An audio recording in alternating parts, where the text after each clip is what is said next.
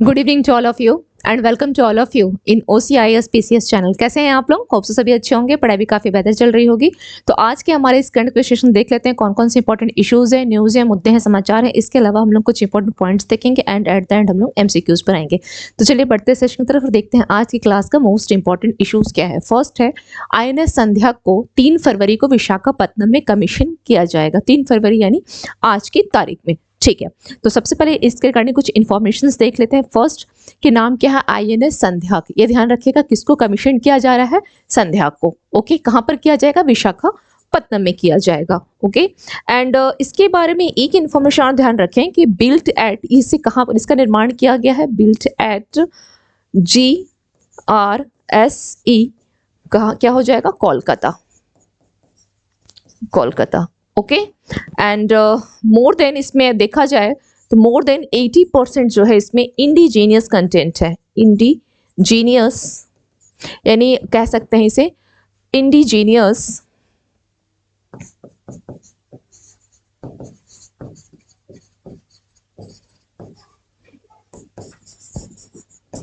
Okay, indigenous content यानी स्वदेशी सामग्री जो है इसमें यूज की गई है। कितने? मोर देन 80% इसमें स्वदेशी सामग्री का यूज किया गया है। स्वदेशी सामग्री। ओके, स्वदेशी सामग्री मोर देन 80%। नाउ अब बात आती है, चूंकि क्या है INS संध्या क्या है, तो हम लोग थोड़ा सा देख लेते हैं कि चीफ कौन है। चीफ ऑफ नवल स्टाफ वर्तमान में कौन है? चीफ ऑफ नेवल स्टाफ कौन है? Admiral R Hari Kumar. R Hari Kumar, बस ये थोड़ा सा ध्यान रख लीजिएगा। नाउ इसके बारे में थोड़ी सी इसकी सिग्निफिकेंस क्या है, इसकी विशेषता क्या क्या है, तो ध्यान रखें इसकी स्पेशलाइजेशन। ये 110 मीटर शिप है ये। ओके, एंड डिस्प्लेस अबाउट, अगर डिस्प्लेसमेंट को देखा जाए तो डिस्प्लेस अबाउट 3800 यानी 3800 tons. Okay, and powered by 2 diesel engine. Powered by 2 diesel engine, ये इसकी हो गई खासियत। ठीक है, इसके बारे में इसकी स्पेशलाइजेशन हो गई।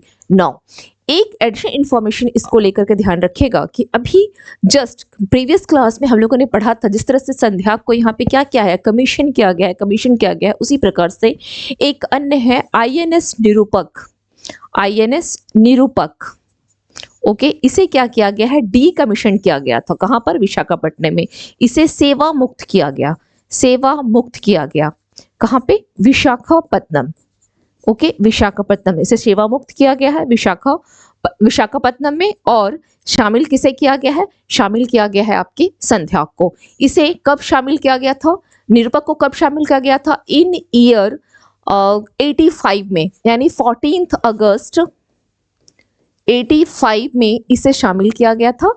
और करीब 38 साल की सेवा के बाद इसे अभी सेवा मुक्त कर दिया गया है और अब संध्या को इसमें शामिल किया गया है। Now come to the another information. Next क्या है? सरकार ने वाइस एडमिरल लोचन सिंह पठानिया को चीफ हाइड्रोग्राफर नियुक्त किया। बस हेडलाइन यही है, तो हेडलाइन को ध्यान रखना। इसके अलावा अदर इंफॉर्मेशन की कोई खास आवश्यकता यहाँ पर नहीं है। नेक्स्ट है केंद्रीय मंत्री श्री प्रहलाद जोशी के द्वारा सी केयर्स CMPFO का एक वेब पोर्टल लॉन्च किया गया है। आखिर ये CMPFO क्या है, थोड़ा सा देख लेते हैं। CM, just a minute, CM क्या दिया गया है? PFO यानी अगर देखा जाए फुल फॉर्म, अगर इसके बात करते हैं तो coal mines. Okay, coal mines provident fund. Provident fund क्या हो जाएगा? यह एक ऑर्गेनाइजेशन हो जाएगी। ऑर्गेनाइजेशन। ओके, यानी हिंदी में अगर इसे लिखा जाए तो कोयला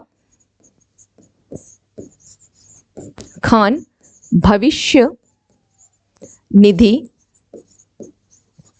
संगठन। ओके, जिसकी स्थापना कब की गई थी? इसकी स्थापना की गई थी इन ईयर 1948 में। और इसके नाम से ही समझ में आ रहा है कि किसके लिए है यह। तो कोल माइंस के जो वर्कर हैं उनके लिए क्या किया जा रहा है? एक उनके जो प्रोविडेंट फंड वगैरह है, इन सभी सुविधाओं के लिए एक इस संगठन के द्वारा सी केयर्स सी केयर्स क्या किया गया है, एक इसके द्वारा सी केयर्स एक सी केयर्स क्या है, एक वेब पोर्टल को लॉन्च किया गया है। यानी इसका क्या किया गया है, हम कह सकते हैं ये इसका डिजिटलीकरण किया गया है, यानी डिजिटलाइजेशन कर दिया गया। ओके, इस वेब पोर्टल को लॉन्च करने का मतलब क्या है, वेब पोर्टल का मतलब है कि इसका क्या किया गया है, डिजिटलाइजेशन या डिजिटलीकरण या इसको आप लिख सकते हैं डिजिटलीकरण किया गया। ओके, डिजिटलीकरण करने का मतलब है कि सभी चीजों में ट्रांसपेरेंसी आ जाएगी और चीजें आसान हो जाएगी, जिसके कारण इसे किया गया है। बस इतना ही एक इसको ध्यान रखना है कि एक फंड है, प्रोविडेंट फंड है, जो इसमें और एक अत्यधिक सुविधाएं दी गई है। बस इतना ही information. Now come to the next. विश्व आर्द्र स्किप करते, इस पर हम लोग चर्चा कर चुके थे। इंडिया मोबिलिटी ग्लोबल एक्सपो 2024 को पीएम मोदी ने कहां पर, नई दिल्ली में संबोधित किया। क्या है यह, श्री नरेंद्र मोदी प्राइम मिनिस्टर, आप देख रहे हैं, बियॉन्ड बाउंड्रीज को creating future automotive value chain 2 फरवरी को किया गया है। तो इसके लिए और अधिक बस इसमें ध्यान रखना है कि इंडिया मोबिलिटी ग्लोबल एक्सपो का आयोजन कहाँ किया गया, नई दिल्ली में किया गया। और किसने संबोधित किया है, तो मोदी जी के द्वारा किया गया है। नेक्स्ट इंफॉर्मेशन, राष्ट्रीय आरोग्य मेले का उद्घाटन केंद्रीय आयुष और जहाज रानी बंदरगाह जलमार्ग मंत्री सर्बानंद सोनोवाल के द्वारा किया गया। और कहाँ किया गया इसका आयोजन, तो ध्यान रखिएगा इसके आयोजन में आप यहाँ पे सबसे पहले लिखेंगे कि इसका आयोजन किसके सहयोग से, आयुष मंत्रालय, है ना, आयुष मंत्रालय के सहयोग से। कहाँ पे इसका उद्घाटन किया गया, तो किया गया इसका उद्घाटन Jawaharlal Nehru stadium. Okay, Jawaharlal Nehru stadium में इसका उद्घाटन जो है वह किया गया। ठीक है, सब फर्स्ट पॉइंट। नाउ अब बात आती है आयुष मंत्रालय। तो आयुष मंत्रालय की स्थापना कब की गई, आयुष मंत्रालय जिसकी स्थापना कब की गई, 9 नवंबर 2014। ओके, आयुष मंत्रालय की स्थापना की गई। वर्तमान में आयुष मंत्री कौन है, तो आयुष मंत्री है सर्बानंद सोनोवाल। ये नाम ध्यान रखिएगा, सर्बानंद सोनोवाल क्या है, हमारे आयुष मंत्री हैं। ठीक है, नाउ अब यहाँ पर ये ध्यान रखना है, जवाहरलाल नेहरू स्टेडियम क्या लिखेंगे, न्यू दिल्ली भी लिख लें, यहाँ पर न्यू दिल्ली में किया गया है। ठीक है, और यहाँ पर एक अभियान भी चलाया गया, इनके द्वारा एक अभियान की घोषणा की गई। और घोषणा क्या था, हर दिन हर घर आयुष। ठीक है, हर दिन हर घर आयुष।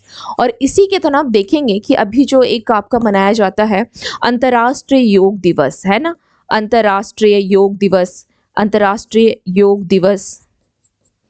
कब मनाया जाता है, 21 जून। ओके, या आपका ये आयुर्वेद दिवस अगर बोला जाए कि ये कब मनाया जाता है, तो ये 10 नवंबर को मनाया जाता है, आपका 10 नवंबर आयुर्वेद दिवस, है ना, जिसकी इस साल की थीम भी 2023 की अगर बोला जाए कि थीम क्या रखी गई, Ayurveda for one health. Ayurveda for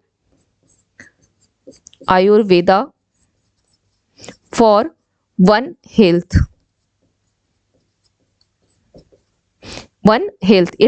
इसके थीम रखी गई।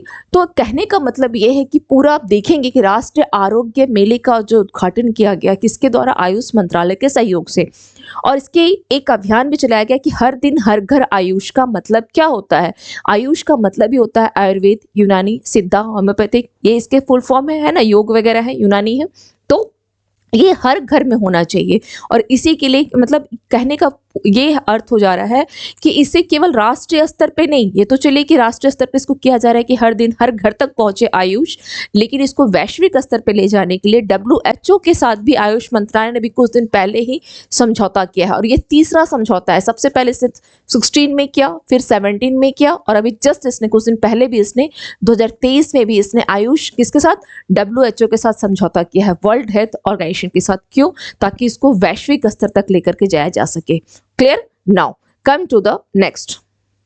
वित्त मंत्री के मुताबिक रूफटॉप सोलराइजेशन, छत पर सौर प्रणाली लगाने के 1 करोड़ परिवारों को हर महीने कितने 300 यूनिट तक की मुफ्त बिजली मिल सकेगी। तो इसको थोड़ा ध्यान रखिएगा, अभी हम लोगों ने रिसेंटली पढ़ा था ये 300 यूनिट तक बिजली मिलेगी अगर आप हर घर पे लगा रहे हैं। और इसमें एक जो सुविधा दी जा रही है कि आप जितने आप प्रोडक्शन करेंगे उस रेशियो में आपको हेल्प भी किया जाएगा ओके सरकार की तरफ से। तो अब क्या गया है, 1 करोड़ परिवारों को आपका जो ये सूर्योदय योजना है उसके तहत क्या की गई है, एक छत पर सौर पैनल लगाने के लिए 1 करोड़ परिवार को टारगेट भी किया गया है। इससे इतनी जो है मुफ्त की बिजली मिल सकेगी। इसके अलावा आप पर मंथ कमा भी सकते हैं 700 से लेकर के 900 रुपए। आपकी जो लागत लगी है विद इन 4 साल में, लागत किस में, सौर प्रोजेक्ट को लगाने में, वो भी आपको इससे मिल जाएगी। तो ये कुछ इसके बेनिफिट्स हो गए हैं, ठीक है। Now come to the next.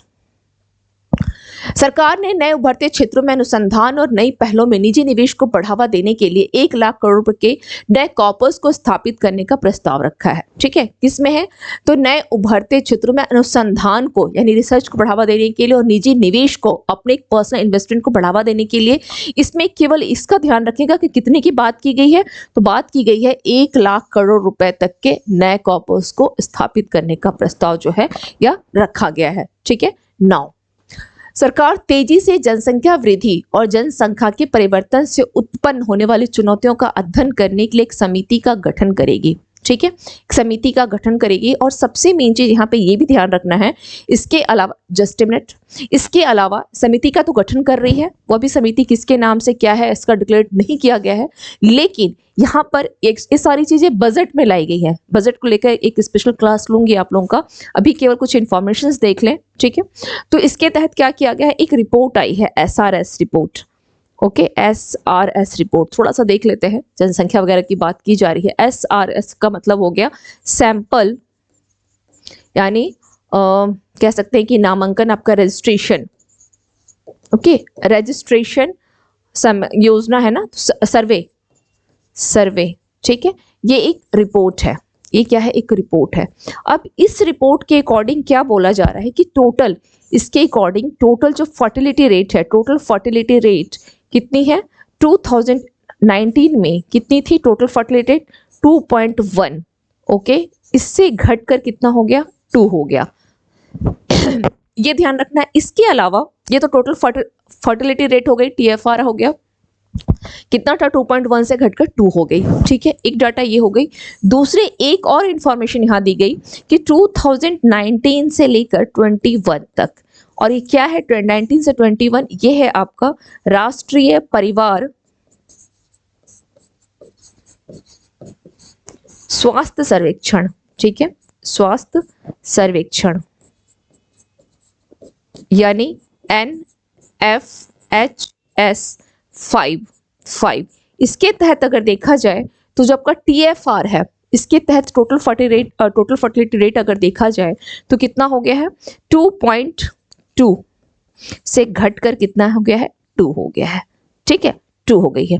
तो ये एक रिपोर्ट हो गई कि इससे घटकर 2 हो गया। इसके अलावा वर्तमान में अगर देखा जाए तो 5 ऐसे, इसका आप लोग जब नोट्स बनाएंगे इसको, क्योंकि ये रिपोर्ट अभी जो दी गई है, जो बजट आया उसके अकॉर्डिंग है, वर्तमान में इसके अलावा कुछ अन्य राज्य हैं, जैसे कुछ अन्य राज्य, जैसे आप देख लें बिहार का अगर बात की जाए, अगर लोग बिहार की बात करते हैं तो बिहार में कितना है, 2.98, ठीक है, बिहार हो गया। आपका यूपी की बात करें तो 2.35 हो गया रेट, ओके। बिहार, यूपी। इसके अलावा मेघालय का देख लें, क्योंकि 5 ऐसे राज्य हैं, 2.91। मणिपुर की अगर बात की जाए तो कितना हो जाएगा, 2.17। And Bihar, UP, Meghalaya, Manipur. हाँ, झारखंड को भी देख लें, झारखंड का अगर देख लें 2.26, ठीक है। तो ऐसे वर्तमान में केवल ये 5 राज्य हैं जिनका, केवल ये 5 राज्य हैं, ठीक है, जिनका TFR यानी टोटल फर्टिलिटी रेट जो है वो कितना है, 2.1 से अधिक है, 2.1 से अधिक। यही वो 5 राज्य हैं, ठीक है, यही वो 5 राज्य हैं जिनका 2.1 से अधिक है। क्लियर? Any doubt? इसमें किसी को कोई डाउट अगर होगा तो कमेंट सेक्शन में कमेंट करके जरूर एक बार पूछिएगा आप लोग, ओके। नाउ इसके अलावा ये हो गया एक इंफॉर्मेशन। नेक्स्ट है भारत यूएई द्विपक्षीय निवेश संधि को केंद्रीय मंत्रिमंडल ने मंजूरी दे दी है, ठीक है। तो इसके अलावा क्या है, और इनके बीच में एक मुक्त व्यापार समझौता भी लागू किया गया। सॉरी, पेन चेंज कर लेती हूँ। इनके बीच में जो मुक्त व्यापार समझौता है कब से लागू हुआ है, 2022 से इनके बीच में क्या है, मुक्त यानी फ्री ट्रेड एग्रीमेंट भी लागू है इनके बीच में, ठीक है, यह समझौता भी इनके बीच में लागू है। Free trade agreement, Bharat UAE द्विपक्षीय निवेश संधि को केंद्रीय मंत्रिमंडल की मंजूरी दे दी गई है। नेक्स्ट इंफॉर्मेशन पे आते हैं। वित्त और कॉर्पोरेट मामलों की मंत्री श्रीमती निर्मला सीतारमण ने 2024-25 के लिए अंतरिम केंद्रीय बजट पेश किया। इसके लिए ये इनका लगातार कौन सा था, ये इनका लगातार 6th बजट, ठीक है, ये इनका लगातार क्या था, 6th बजट इन्होंने पेश किया है। और देखा जाए तो इनका अभी वर्तमान में बोला जा रहा है कि इससे पहले मोरारजी देसाई, मंत्री कौन थे, मंत्री मोरारजी देसाई, मोरारजी देसाई, ठीक है, इन्होंने भी, इनके बारे में भी ऐसा बोला जाता है कि इनका रिकॉर्ड जो है, इनका रिकॉर्ड इन के साथ बराबरी की है। ओके, यानी इन दोनों का रिकॉर्ड जो है सेम हो गया है। कैसे देखा जाए तो वित्त मंत्री के रूप में, ठीक है, ये क्या थे, वित्त मंत्री, वित्त मंत्री के रूप में इनका कार्यकाल 1959 से लेकर 64, और इस टाइम पे इन्होंने 5 वार्षिक बजट, ओके, 5 वार्षिक बजट और एक इनका हो गया अंतरिम बजट, अंतरिम बजट पेश किया था। और यही इन्होंने भी किया, यही इन्होंने भी किया, तो रिकॉर्ड जो है इनका बराबर हो गया। चलिए ठीक है, नेक्स्ट देखते हैं। अंतरिम बजट में टैक्स दरों में कोई बदलाव का प्रस्ताव नहीं किया गया है। एक्चुअली ओवरऑल एक बजट के ऊपर क्लास लेने से पहले ध्यान रखिए कि टैक्स का कोई बदलाव नहीं किया गया है। बजट 24 में सबसे बड़ा आवंटन किसके लिए किया गया है, रक्षा के लिए, रक्षा के लिए सबसे बड़ा आवंटन किसके लिए है, तो डिफेंस के लिए है, और सबसे कम एग्रीकल्चर के लिए। इस हेडिंग को जरूर याद रखिएगा, वेरी वेरी इंपॉर्टेंट हेडिंग है, ठीक है। Now come to the next. 24-25 में राजकोषीय घाटा जीडीपी का कितने % रहने का अनुमान लगाया गया है, 5.1% रहने का अनुमान लगाया गया है। अब देखते हैं आज के सवाल। 2024-25 के अंतरिम केंद्रीय बजट के बारे में निम्नलिखित में से कौन सा स्टेटमेंट सही है। अगले वर्ष के लिए पूंजीगत व्यय परिव्यय सकल घरेलू उत्पाद का 3.4% होगा। 40,000 सामान्य रेल बोगियों को वंदे भारत मानकों के अनुरूप बदला जाएगा। सही कोड चुने, केवल एक, केवल दो, सी, एक और दो दोनों, डी इनमें से कोई भी नहीं, सी। दोनों स्टेटमेंट आपके सही हैं। Come to the next question. निम्नलिखित में से कौन सा कथन सही है। वित्त वर्ष 2023-24 में औसत मासिक सकल जीएसटी संग्रह लगभग 2 गुना होकर 1.66 ट्रिलियन रुपए हो गया है। पिछले 10 वर्षों में प्रत्यक्ष कर संग्रह 3 गुना से अधिक हो गया है और रिटर्न दाखिल करने वालों की संख्या 2.4 गुना बढ़ गई है। केवल एक, केवल दो, सी, एक और दो दोनों, डी इनमें से कोई नहीं। दोनों स्टेटमेंट इसमें सही है। Come to the next question. कौन सा स्टेटमेंट सही है। 1 फरवरी को वित्त मंत्री निर्मला सीतारमण ने 24-25 के लिए अंतरिम बजट पेश किया। निर्मला सीतारमण ने कहा कि 24-25 के लिए भारत का पूंजीगत व्यय कितना हो गया है, 11% से बढ़कर 11.11 लाख करोड़ हो गया है। दोनों स्टेटमेंट इसमें सही है। पूछा गया है कौन सा स्टेटमेंट इसमें सही होगा। केवल एक, केवल दो, सी, एक और दो दोनों, डी इनमें से कोई नहीं। दोनों स्टेटमेंट यहाँ सही है। Come to the next. अंतरिम बजट में वित्त मंत्री ने घोषणा की कि 24-25 में राजकोषीय घाटा जीडीपी का डैश होने का अनुमान है। तो कितना हो जाएगा, 4.5%, 5.1%, 5.3%, 6%। ये हो जाएगा 5.1%। Come to the next question. अंतरिम बजट 24-25 पेश करते समय वित्त मंत्री के द्वारा दिए गए बयान के अनुसार रूफटॉप सोलराइजेशन के 1 करोड़ परिवारों का हर महीना 1 करोड़ परिवारों को हर महीने 1.5 यूनिट तक मुफ्त बिजली प्राप्त करने में मदद मिलेगी। 100, 200, 300, 400, C is your right answer, 300 unit होगा। सरकार ने सनराइज टेक्नोलॉजी में निजी निवेश को बढ़ावा देने के लिए डैश का एक कोष स्थापित करने का प्रस्ताव दिया है। 1 लाख करोड़ रुपए, 10 लाख करोड़ रुपए, 20 लाख करोड़ रुपए, 50 लाख करोड़ रुपए। तो राइट आंसर कितना हो जाएगा, 1 लाख करोड़ रुपए। ए इज योर राइट आंसर, ए। अंतरिम बजट में सरकार ने घोषणा की कि वह डैश से उत्पन्न होने वाली चुनौतियों का अध्ययन करने की समिति का गठन करेगी। ए, वाहनों की बढ़ती संख्या, बी, कीटनाशकों का प्रयोग, सी, तेजी से जनसंख्या वृद्धि और जनसंख्या के परिवर्तन, डी इनमें से कोई भी नहीं। तो राइट आंसर क्या हो जाएगा, इसका होगा तेजी से जनसंख्या वृद्धि और जनसंख्या के परिवर्तन। नेक्स्ट है, सरकार ने भारत और डैश के बीच द्विपक्षीय निवेश संधि पर हस्ताक्षर और अनुसमर्थन को मंजूरी दे दी। ए, संयुक्त अरब अमीरात, B Japan, C France and D Italy. Right answer A हो जाएगा, A. And the next question, निम्नलिखित में से कौन सा जहाज 3 फरवरी को विशाखापट्टनम में कमीशन किया जाएगा? INS Kalvari, INS Satpura, INS Talwar, INS Sandhayak. Right answer D हो जाएगा, आईएनएस संध्याक।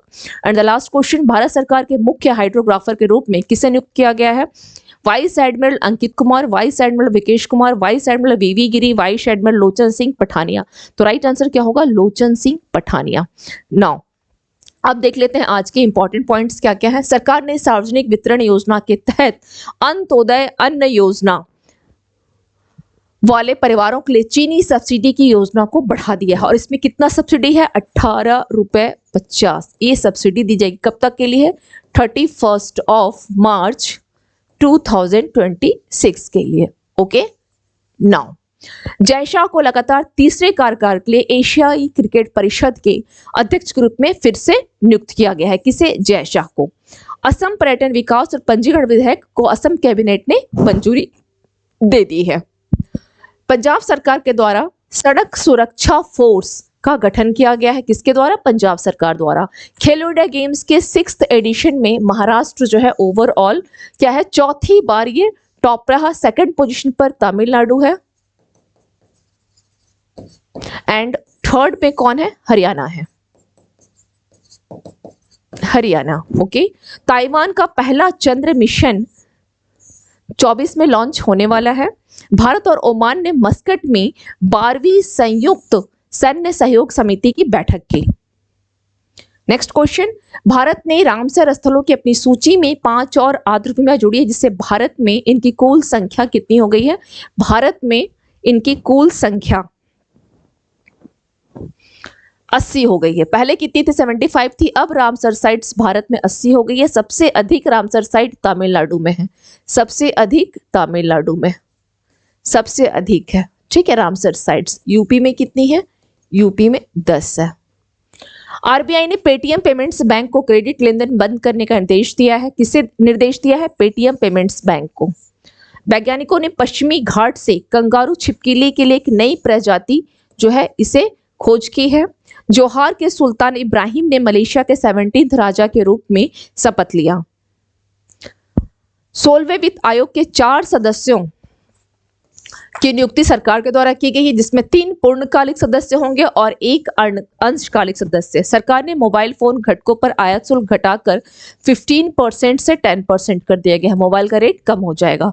तटरक्षक दिवस 1 फरवरी को मनाया जाता है। 1 लाइनर क्वेश्चन देखते हैं।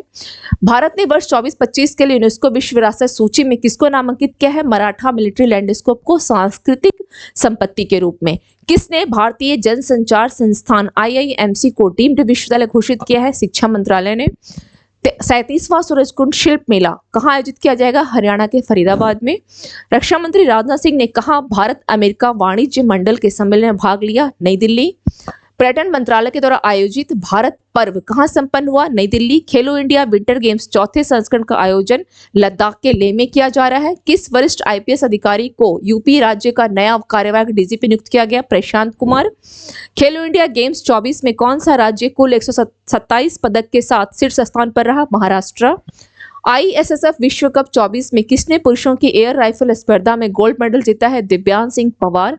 BCCI ने किसको तीसरी बार एशियाई क्रिकेट परिषद का अध्यक्ष बनाया? जैसा। बॉलीवुड अभिनेता सोनू सूद को उनके उत्कृष्ट मानवीय प्रयासों के लिए प्रतिष्ठित किस सम्मान से सम्मानित किया गया है? Champions of change award. किस तिथि को भारतीय तटरक्षक दिवस मनाया गया? 1 फरवरी। तो ये हो गई आज की क्लास की इंपॉर्टेंट इन्फॉर्मेशन। कल संडे है, ऑफ रहेगी। मंडे फिर हम मिलते हैं न्यू इन्फॉर्मेशन के साथ। Thank you to all of you and have a nice evening. One more thing, अगर आप लोग क्लास को लाइव लेना चाहते हैं तो आप लोग मैसेज करके जरूर बताएं या रिकॉर्डेड वीडियो। ओके, मिलते हैं फिर Monday. Thank you to all of you.